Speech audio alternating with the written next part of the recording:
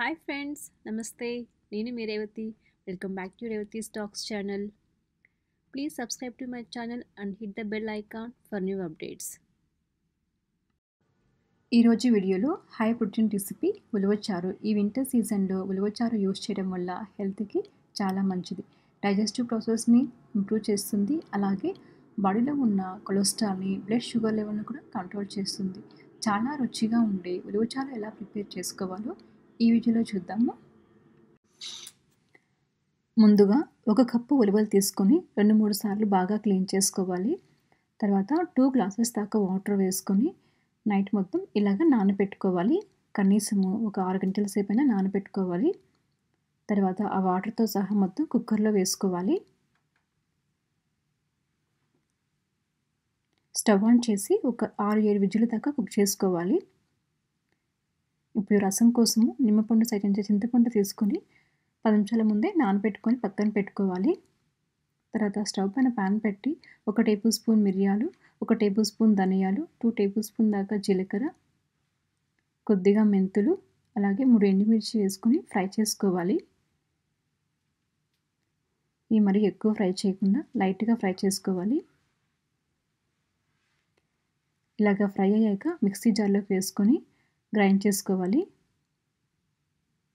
తర్వాత ఒక ఎల్లుల్లిపాయలు తీసుకొని ఇలా కచ్చాపచ్చగా గ్రైండ్ చేసుకొని పెట్టుకోవాలి.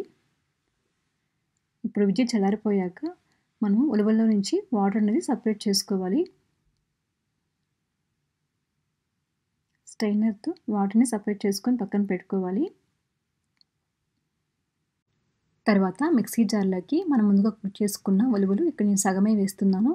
మిగతా సగం నార్మల్గా మనం పోపు పెట్టుకొని తిన్నా చాలా బాగుంటుంది. ఇందులో కొద్దిగా వాటర్ వేసుకొని గ్రైండ్ చేసుకొని పక్కన పెట్టుకోవాలి. తర్వాత స్టవ్ పైన ప్యాన్లో 2 టేబుల్ స్పూన్ దాకా ఆయిల్ వేసుకొని 1/2 టేబుల్ స్పూన్ దాకా ఆవాలు వేసుకోవాలి. అలాగే మనం పొడి చేసుకున్న జీలకర్ర మిరియాల పొడి వేసుకోవాలి. 4 ఎండుమిర్చి వేసి బాగా ఫ్రై చేసుకోవాలి.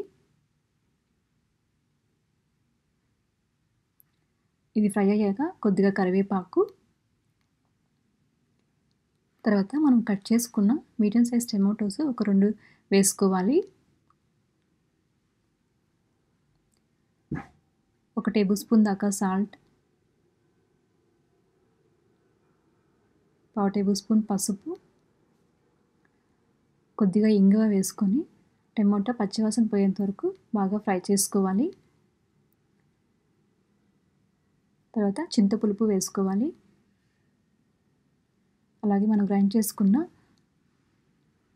ఉలవల పేస్ట్ వేసుకొని బాగా మిక్స్ చేసుకోవాలి.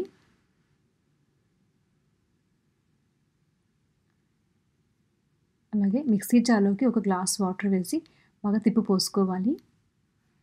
మనం ముందుగా సపరేట్ చేసి పెట్టుకున్న ఉలవల నుంచి వాటర్ వేసుకోవాలి. ఇదంతా ఒకసారి బాగా మిక్స్ చేసి ఇప్పుడు టేస్ట్కి తగ్గట్టు సాల్ట్ అలాగే పులుపు సరిపోయిందా లేదా అని చెక్ చేసుకొని తక్కువైతే వేసుకోవాలి.